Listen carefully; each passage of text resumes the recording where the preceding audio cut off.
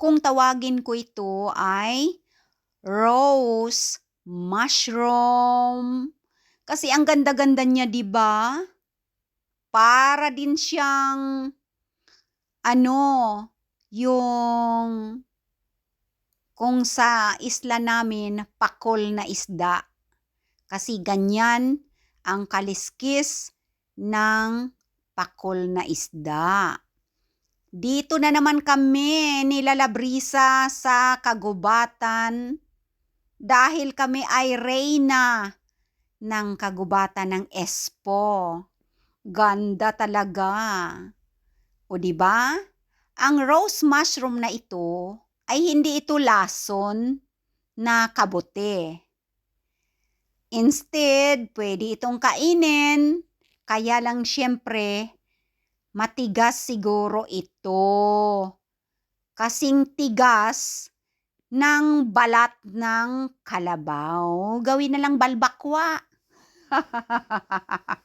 Balbakwa na na dish. O 'di ba? Ang ganda, super ganda. Pero nang pinakita ko kay Lala Brisa, hiniwa-hiwa ko siya, malambot naman. Ayan. Ayan na, hindi ito lason. Pwedeng kainin, pwedeng iprito, o kung anong gusto mong luto. Kaya lang, hindi ko kinuha kasi marami na kaming mga mushrooms talaga na alam ko talaga at kilala ko na mga edible one. Kaya iniwanan na lang namin itong rose mushroom dito sa forest. Pero super ganda. And here we go. Ito ang hirkotate. Napakarami. Ang bigat. Ilang balde na naman ang na-harvest namin ni Lala Brisa ngayong araw na to.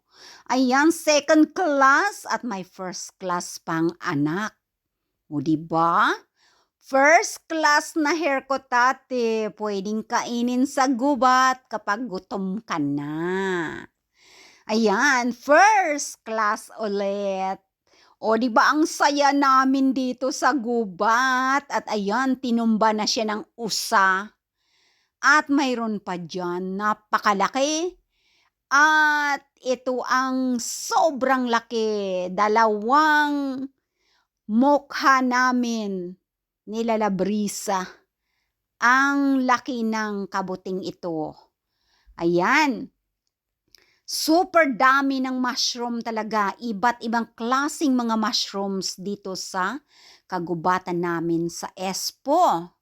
And of course, sa iba't ibang panig din naman ng Finland kung saan maraming mga kabuting nagsitubuan ngayong year. Ayan, ang bigat! Sabi nila Labrisa, 2 kilo daw mahigit. Ayan, malapad pa sa mukha namin. Pagtabihin yung mukha namin nila Labrisa, kasing lapad na ng mushroom na ito. Third class bilong na ito, ayan, kasi nag-expand na yung kanyang bulaklak or yung kanyang sombrero. Ayan, pag ibibenta mo ito ay nasa third class na. Ayan. Ang bigat at saka wala talaga siyang ka-worm-worm sa loob. Ito first class na ito. Kaya dahan-dahan ang paghugot sa kinatatayuan niya. Ayan, at dito banda, mayroon pa din naman tayong susulyapan. Alright, time to pick. Ito second class.